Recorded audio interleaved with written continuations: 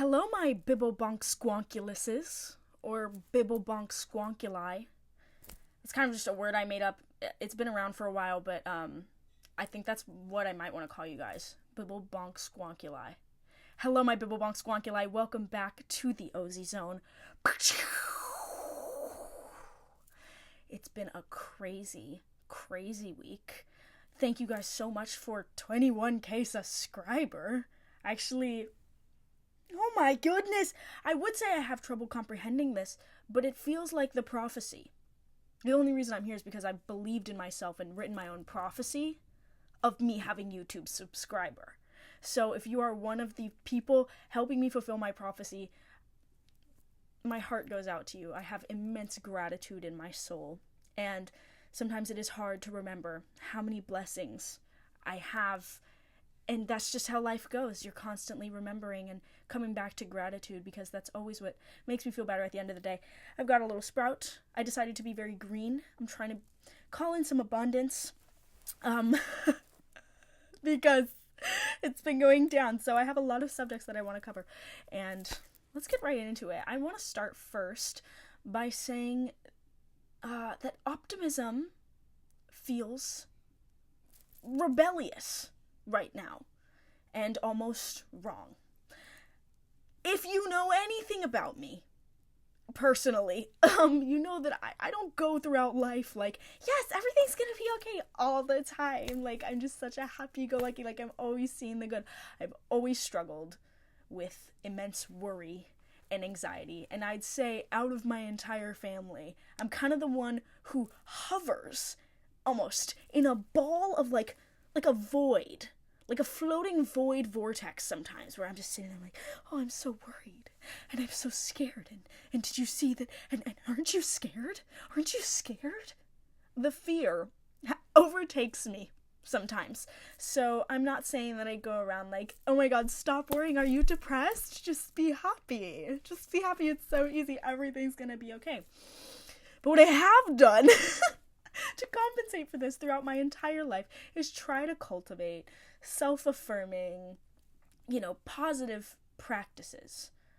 I'm privileged enough to say everything in my life has pretty much ended up being okay. I don't come from money. I don't come from, I don't know, I'm not going to talk about my whole personal life story and my backstory, my lore, my trauma.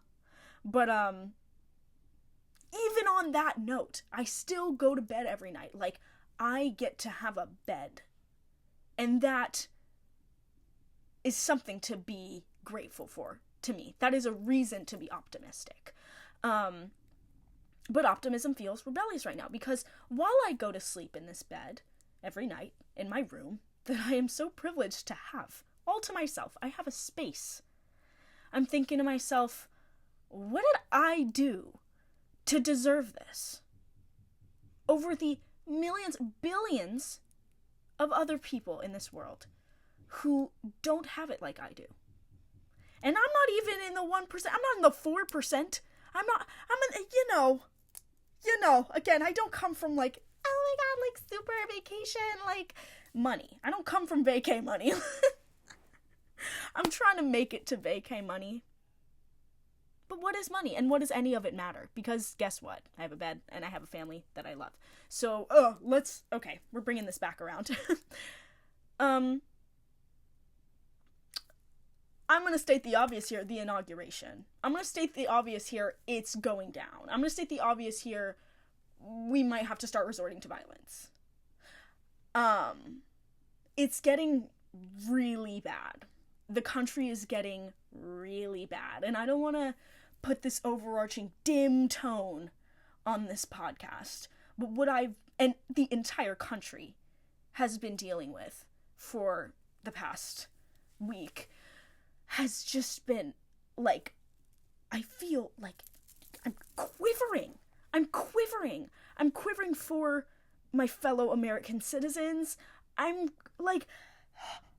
quivering for trans people, I'm quivering for children, I'm quivering for immigrants, and this is where it gets kind of complicated. There is a necessity for anger. during times of political unrest, during times when our rights are being taken away. Anger is necessary. How do governments get overthrown? Anger. And I've said this before, but hatred for oppression, at its core, is just a passionate love for love, a passionate belief that we all deserve to live happy, fulfilling lives. We all deserve a meal on our table and a safe place to rest. So there is a balance there. Because what I've found is, and this is going to lead me into my next topic, is what is the right amount of knowing about what's going on in the world and of ignorance? I don't think ignorance is a good thing. Ignorance is bliss, they say. Once you know what's going on, it's really hard to unknow it. You can't go back to being unaware once you are made aware of, girl, do I even have to get into it?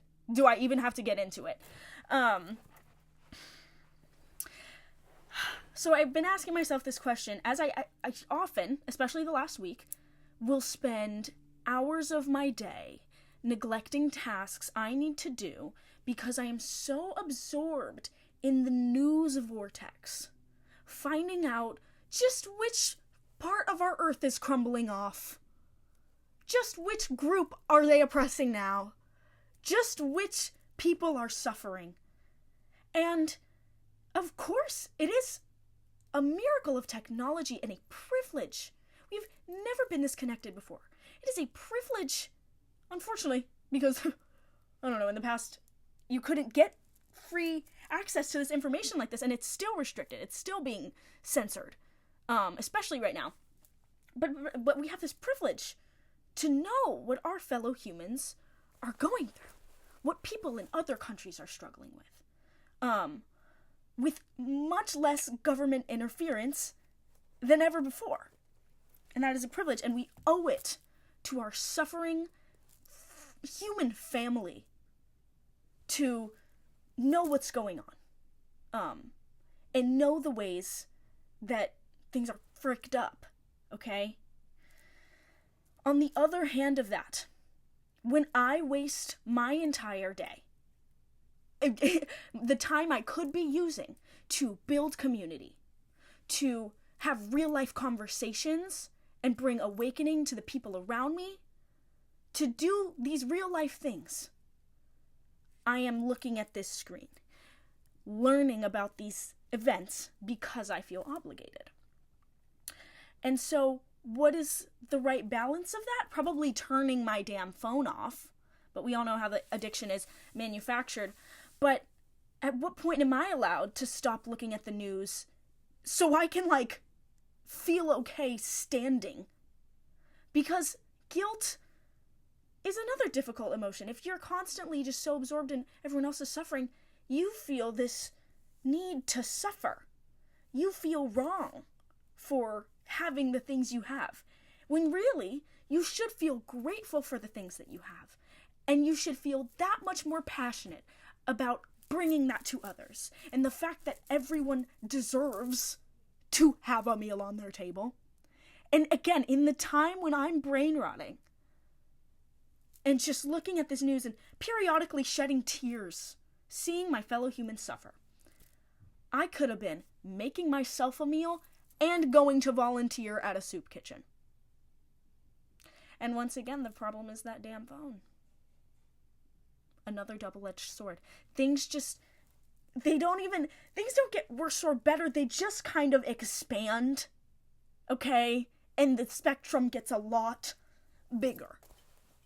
I can't thwart technology or my phone because it's revolutionized my life. It's helped me learn, again, about these issues that I'm speaking about.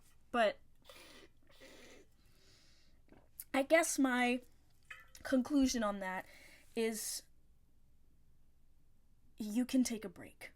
You can look away from the horrors for a little bit, because I know once you're awake and you're aware of what's going on, it feels hard to move or do anything else. It feels hard to go to the grocery store and even look at the shampoo brands. When you've seen those videos about how actually like 90% of the products on those shelves are from the same corporation, and there's not actually any separation in what you're buying. You're supporting the same who's lobbying this guy, who's but Jesus.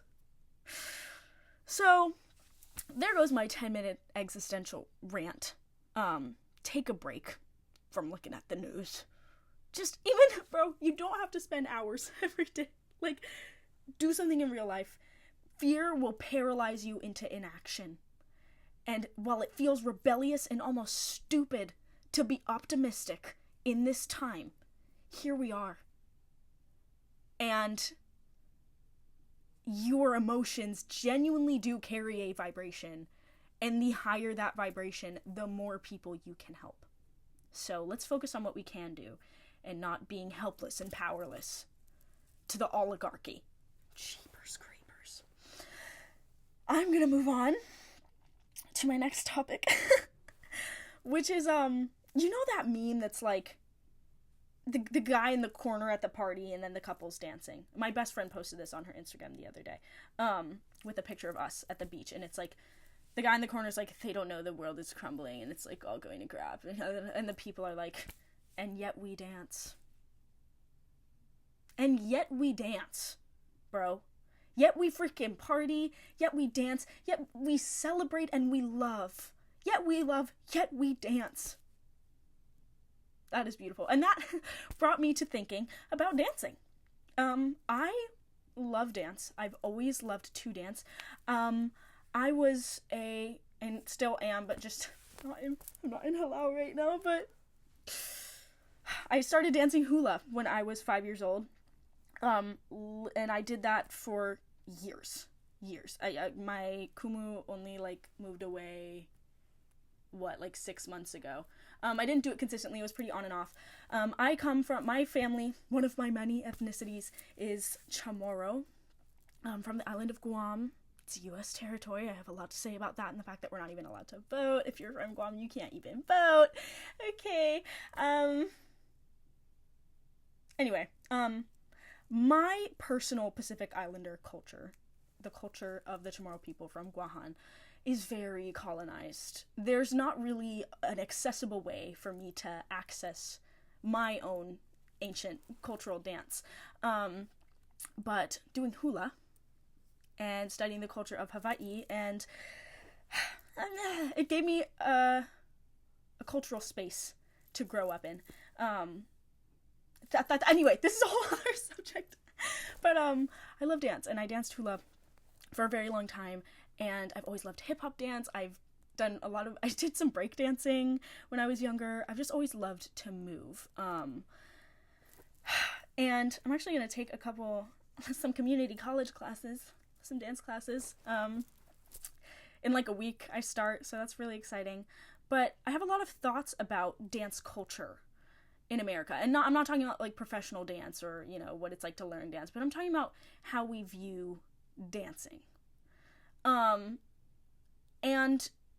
the most disappointing and upsetting problem I always ran into growing up, and still now, I'm only 20, I'm not 21, the only spaces there really are that are promoted where you can go dance, there is a dance floor, there's a DJ, is spaces where people are drinking. Drinking culture and dancing culture, not just in America, but everywhere, is like this. Because, you let loose, once you're off the juice or whatever. And then you want to dance. Always growing up, it's like, okay, what if I want to dance? What if I literally just want to dance and you guys want to get slizzard and I want to move? I want to move my hips, bro. I want to what's wrong with that? And so, of course, I'm lucky enough I grew up in the San Francisco Bay Area. I'm much more privileged to have, there are a lot more opportunities and all-age dancing events here than there are anywhere anywhere else in America, I feel. Or, that's not a urban area. But, like, it's just, it goes hand in hand with, I think, colonization, is there's just no, like, culture. Dance comes from culture, and it often connects to a larger cultural value, and, like, is not just the practice of moving your body, but it comes with a set of values and connection to a culture and ancestry. And dance is so much more beautiful and deep and amazing than just going to the club and sipping and getting crazy. Okay, not that I don't indulge in getting crazy, but it's disappointing, and families should be dancing together. It should not be this taboo thing. Dancing is awesome. You just shut the hell up and listen to the music, and you're just like, oh, I am grooving. That is true human ecstatic, like, expression. And I wish it wasn't so separated. Either you're dancing and you're a dancer and you're in dance class and you're at dance events, or you're getting sloshed. What's the in-between, you guys? So I think if I could, out of the bajillion things I would change about American culture, I would love to see family, like, I don't know, dance not be just something that's associated with drinking culture and party culture. Because parties don't just have to be about dance parties. Dance. And I don't, I haven't done any anthropological studying on dancing, so there's probably a lot more that I don't know how to say about this. But as someone who's always loved to dance, I wish there were more spaces for that weren't, educational or adult, 21 plus. That being said, I also love the fact that party culture has such a rise during times of economic despair in the country. Like, people talk about, like, recession pop. So good. And, people can say what they want about Brat Summer. I know Brat Summer has a lot of, like, people being like, whatever, what was that? Brat Summer was revolutionary. And I will say it still, just because, like, it's the economic collapse, right? Everything we're going to right now. Music is getting really good, especially electronic music, like dance club music. So while I do think that spaces outside of the club need to exist for dancing, I also love the club as a space for dancing. Not that I can go to any. God, I'm stuck with raves. I wouldn't even get into that. Like, depending on the minute, you could ask me how I feel about raves, and I would go, I love or I hate. Anyway, and yet we dance. The world is crumbling, and yet we dance.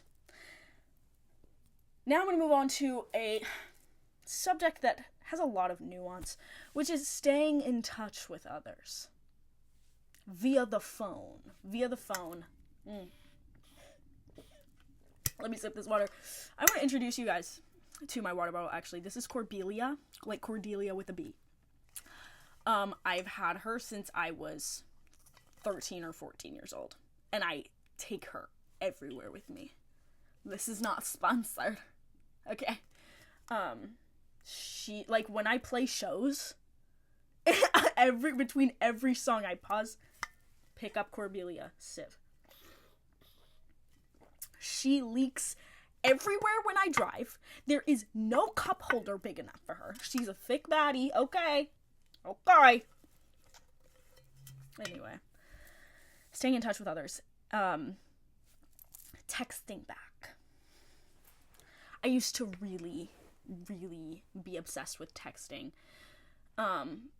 Because I still struggle with people pleasing and wanting approval from others. I mean, look at what I'm doing. Look at what I'm trying to make my career, is getting other people's approval for my opinions. Okay. Sorry. I love attention or whatever. So it used to mean a lot more to me. And I would be like, why can't, I need to text you back, and, like, you need to text me back in a timely manner, Like, very on top of it. right? I always wanted to be popular. I always wanted to have my phone blowing up, and I craved that. I craved that as a teenage girl. I really was like, I need it. I need it. And then I'll give you a little timeline of events. When I really started to go out into the dating world for the first time, not the first, like, I was out of a relationship, a long relationship that lasted most of my teenhood, and then I started, like, dating when I was, like, 18, and it would just happen over and over again, where I was so avid about texting back and communicating, and it wouldn't happen back to me. It wouldn't happen back to me. And here's the thing, because I made a TikTok about this, like, a few days ago, and being like, well, I'm not going to text people back. I don't have the bandwidth to text most people back. And people are like, this is a bad take. You should keep in contact with the people you say you're going to keep in contact with. And I'm like, well, yes. But the difference here is I'm not telling these people, yo, I really like you. I have a crush on you. I might even want to date you. So I'm not going to text you back. That's not what I'm doing. That is what I had done to me before I became an avoidant-ass person. But, don't make a false promise you can't keep, bro. So, anyway, going out into the dating world, having false promises made to me. How hard is it? How hard is it to be like, yo, I'm not going to text you? And that just kind of happened over and over again.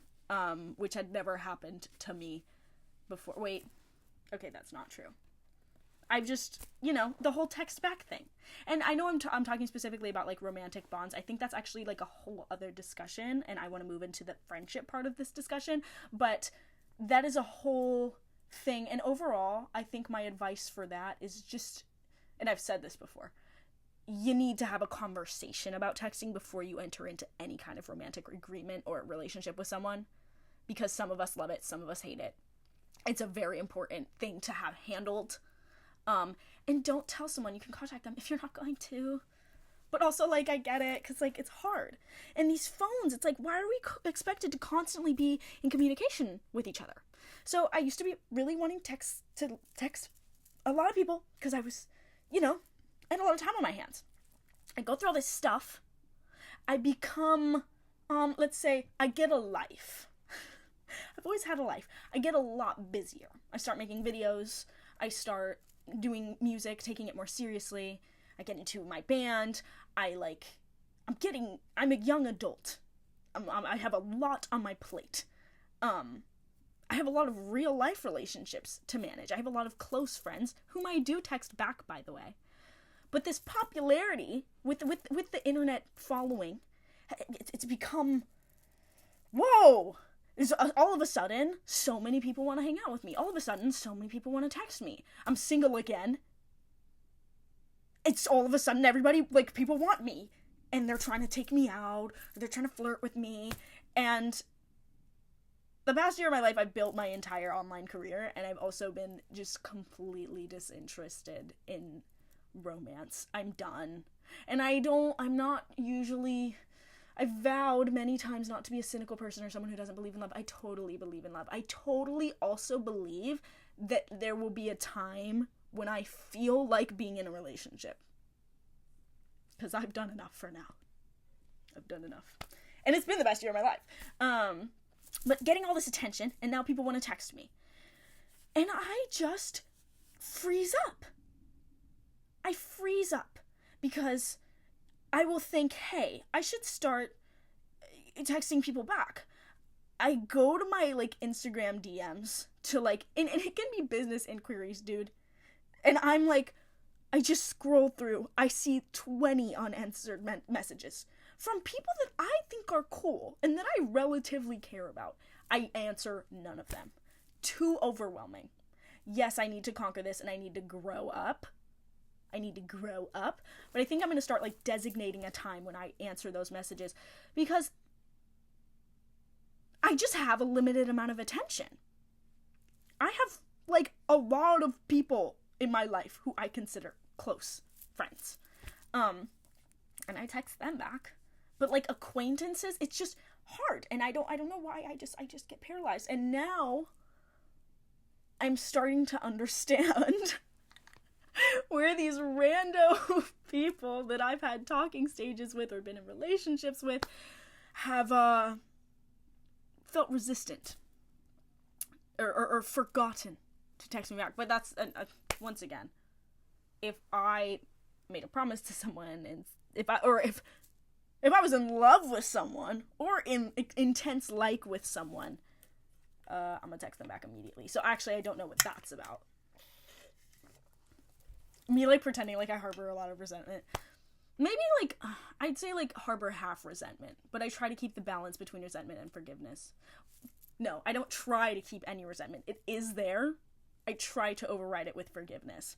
At the end of the day, it's just little phone, you know, and buttons. And the thing I've been really into recently is phone call. Call me, dude. You want to talk? Call me. I love it. I'm caught off guard. I'm anxious. What's up? And then you get the download, and then you're done. The conversation is over.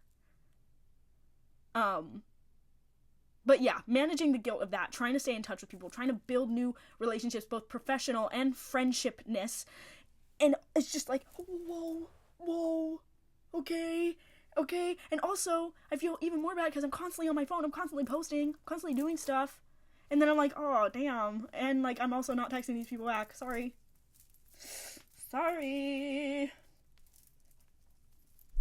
I love this little sprout, dude. And that led me to a realization that I can already feel the theme of this year coming on with my tightening schedule. This onslaught of people wanting to be friends. Yes, me wanting to be friends with many people. Me trying to befriend the world. And realizing that what I truly need in the depths of my soul is to deepen the connections with the people I've already known for like 6 or 7 years. Or for my whole life. Deepen the connections I already have. Because when you have those people that you're like, they're there. They've been there for a long time. They will be around. They will be in my life. You take them for granted. And it's like, oh, I'll hang out with you. And then they move. And then they move, or they're unavailable, or they're really busy, and your lives fill up, and you just kind of drift apart. Not happening. The past month of my life, I have seen my, like, core friend group so many times. And we all live really far apart. And every time I do, I come back with, like, a new soul discovery. I realize how real life can feel. And I know that's, like, and obviously you're screen addicted, Gen Z, whatever. Yeah. My job is this and being on screens. And I always think that, like, I'm alone and I have to, like, find the solution to the problem. This is another thing. The solution isn't something you know yet. If you knew the solution, you'd solve the problem. Go out to the world and experience and let the solution reveal itself to you. Because it will. When you go out with friends, when you go out with anyone, when you hang out with anyone, it is not just you. You are communing your brain with someone else's. You cannot possibly predict the multitude of experiences and thoughts and beautiful things that can come from another human being. And I know that sounds like common knowledge. It's so easy to forget because we are all so wrapped up in our own individuality and our thoughts. And what do I think about this? And what do they think that I think? And they, this person, whoever, your friends, whoever you're hanging out with, lives as themselves every single second of every single day for as long as they've been alive, just like you. We are all self-absorbed, and that's just kind of how it works in here, because we're in here. I'm in here.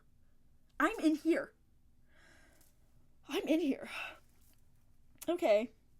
You know when you, like, kind of realize that you're a person? Okay, hold on. I'm a little frazzled right now. That kind of scared me. I just scared myself with that. I just, like, became conscious. I just logged in, bro. I'm like a maniac. I'm ranting at the camera for 30 minutes. I'm gonna try and go a little longer, you guys, because you tell me I fold clothes while I listen to your podcast. I do dish while I listen to your podcast. That's what I do when I listen to other people's podcasts. And sometimes I listen to my own. I don't really usually get through the full thing, though. And anyway, your friends, okay? They have different brains. Go search for the solution. Be with your friends. And yeah, deepening my connections I already have. Like, everyone says quality over quantity. And, like, that's real. But what if both are available to you? What if large quantities of quality are available to you? Me complaining about my prosperous life. Like, sorry. But, like, it's hard, dude. Because everything's about balance. Everything's about balance. Everything's about balance. That's literally the subject of my last video. Not my last video. Sorry, my computer just switched from light to dark mode, so I'm, like, really praying that it's still recording. What if it just runs out of storage? Guys, making a video is so scary because I do these all in one take, and my mic could just go out. My computer could just... I could press that button once I'm done. It could just be gone. It does that sometimes. You're freaking joking. I got stuff, too. Look at this guy. You guys like this guy. Anyway, what was I literally just talking about? Deepen your friendships, bro. Because those people that have already been there, there's still so much you don't know. There's still so much you don't know. There's still so much to dive into. There's rituals to create. There's traditions to make. Friendship is the most beautiful and most rewarding thing I've ever experienced in my entire life. And I have been so blessed by the universe to have incredible friends. If you're one of my friends and you're watching this, and this is the thing, I don't expect my friends to watch any of my videos because they are constantly hearing it from me anyway, and I'm probably going to regurgitate so much of the stuff I already just said in this video to my friends when I see them. But if you are my friend and you're watching this, I love you 1,000,000,000 forever. You making my soul happy, yes, forever. Yep. And also, things just don't feel like such a big deal when you're in community. When you're talking to your friends about it, because everyone has their own problems, and you just come together and you go, let me give you a big hug, let me say I love you, and let's do some BS. Let's get into some shenanigans. Upon shenanigans, bed rotting with friends. My best friend and I, guys, if you're gonna know Ozzy, you need to know Eva, okay? Eva Luna, my best friend. I'm gonna talk about her a lot, probably just, like, for my whole life forever, because she's my wife. She's my best friend of, like, 15 years.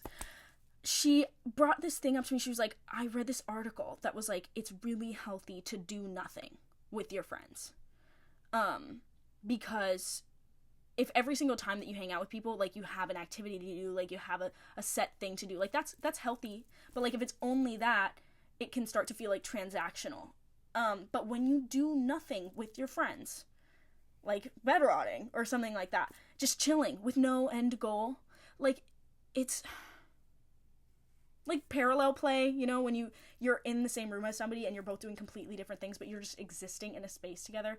And again, this feels like something that is so obviously intrinsically, like, a part of the human experience, and this is how we're supposed to exist. We're supposed to live in little freaking villages, and you know everyone, and everyone's contributing to each other, but in this individualistic, like, you know, consumer-centric culture, where everything's about achievement, and other individuals are used as stepping stools so much of the time, it's important to sit and do nothing with your friends.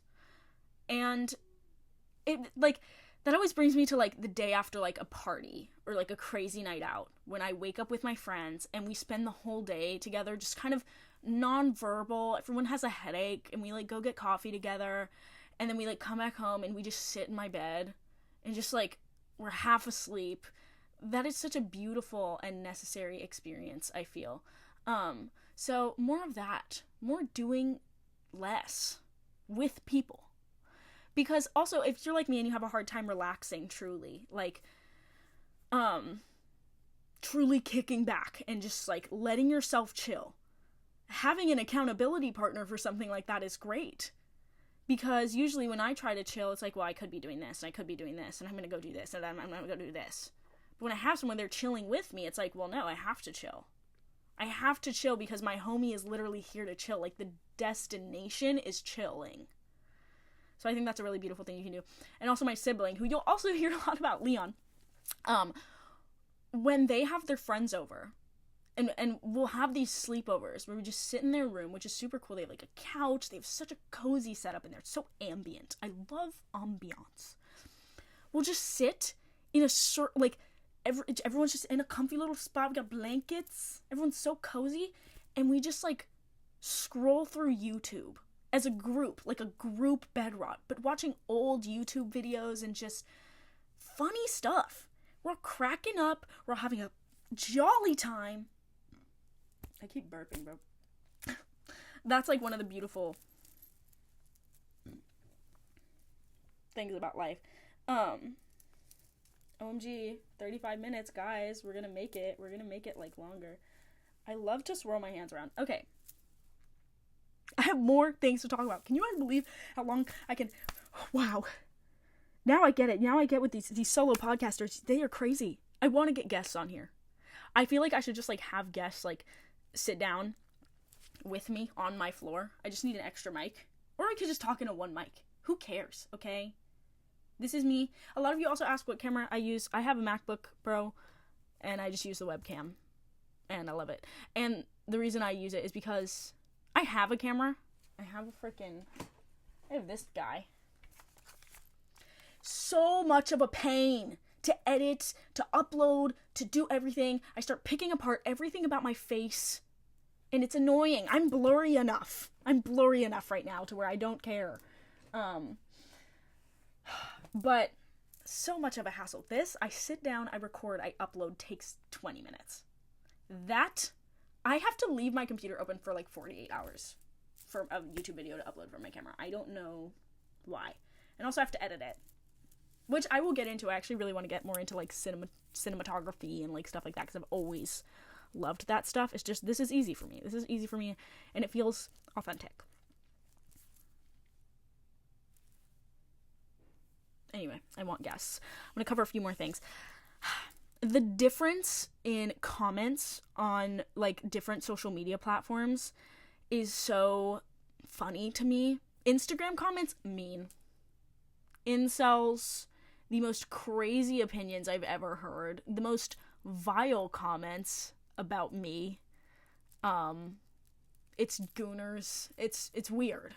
It's weird on there, and it makes me uncomfortable. And I don't like Meta, so whatever. Of course.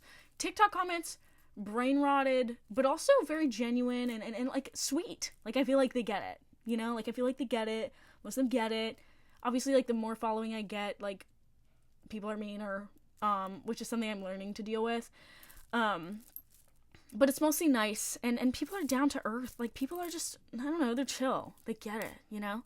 YouTube comments. You guys... write essays. It's like essays, really sweet and genuine comments, and I think this is because they're engaging in a longer mental dialogue with me, or with whatever content they choose to consume. They're spending a longer time with me. You're more invested. And that's what I love about long-form content. It's really a dialogue that you have in your brain with the person that you're watching. And you feel... I don't know, more of a diverse opinion on the subject matter. But the mental gymnastics of engaging with in a constant dialogue with thousands of people on the internet perceiving me, I'm not gonna sit here and complain. Try being an influencer for a day. Try being an influencer for a day. But it's something I need to handle, because it's almost like a fidget at this point. I've gotten to the point, you know, any second of the day, I can refresh my social media platforms and check what people are saying about me, about the things I have to say. I'm constantly engaging with an inner mental dialogue with the people who are commentating on my opinions and my lived experience of life. And of course you have to have the separation of like, well, they don't know me. They haven't lived my life. Like, of course that's, you know, and people who leave hate comments are so, like, bored and miserable. Honestly, I've never really had the time to leave a hate comment in my life, unless they're, like, a homophobe, or, like, just, like, a bad person. Like, but there's just so many ways to exist, dude, on this planet, as a human. There's so many ways to exist, there's so many thoughts to have, there's so many people to identify with, that, like, it's just useless to spend your time looking at something that, like, I don't know, typing out and letting somebody know, like, hey, I actually don't like you or the way that you're talking at all. And that's why I watched it. So that makes me sad for you. That makes me sad. So trying to put limits on that. I just love to work. I love to work. I love to do tasks. I love to make a to-do list. I love to finish it. I love to make videos and put them on the internet. And I love to be absorbed in my statistic numbers and how things are doing and all this stuff. But I'm realizing that, like, I'm not going to lose anything from taking a day off. I'm not going to lose anything. In fact, you gain things from rest. Rest is an essential part of being alive. And if you want creative ideas, you have to give yourself a break from trying to have creative ideas. So that's just another thing that I'm learning about. And, I always wanted to do the internet thing, make videos thing. I've said this before. Since I was really little, I started, like, making YouTube videos when I was 9. They're not on the internet, but, like, I've always loved the idea of being in front of a camera and saying, hey, guys, and there's actually the guys that I'm saying hey to. My bibblebonk scronculi. And that's crazy that I have it now. And it is crazy. So obviously I give myself grace in the fact that I always want to be checking because I'm living a fantasy, a prophecy of mine. But it's like, okay, let's put a cap on that, baby. Let's put a cap on that. So if you're one of the people perceiving me, I just like, dude, you're awesome. Thank you. Thank you. Thank you, bless up. And at the end of the day, I'm choosing to give my creation, my art, to the world and have it perceived by people. And no matter how many videos people watch of me, I gotta remember, they aren't me. They don't know me IRL. They don't know my lore. Just my swag. I really love that saying, you know my swag, not my lore. And again, I wouldn't be able to do this without the friends I was talking about, without my family, without the support system that I'm so blessed and lucky to have.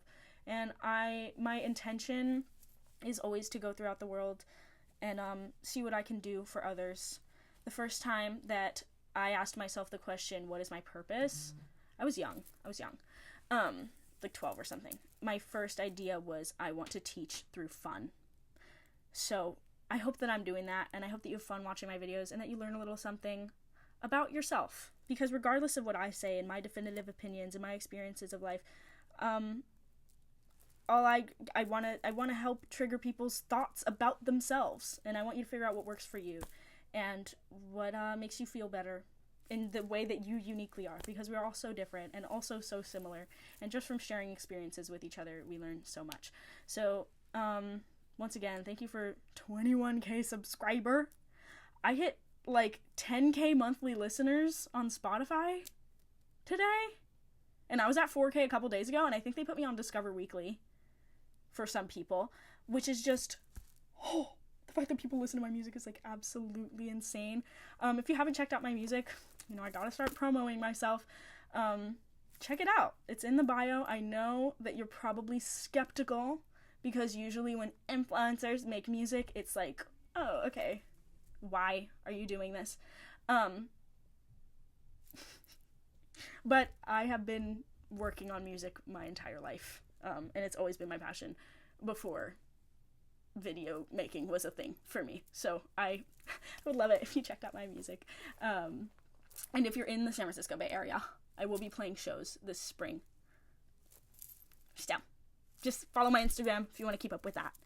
Thank you so much for being a part of the OSIEZONE. I want to make a little intro song soon, or like an intro jingle and like a little like intro thing. Yeah, I think that's all I have to say for now. Love you guys lots. Once again, for the last time, thank you, my bibblebonk scronculi, for all the support you give me. You guys, yes, okay? Let's keep making this world freaking awesome. Okay, let's see the awesomeness wherever possible, because it keeps the awesomeness going. Ozzy out.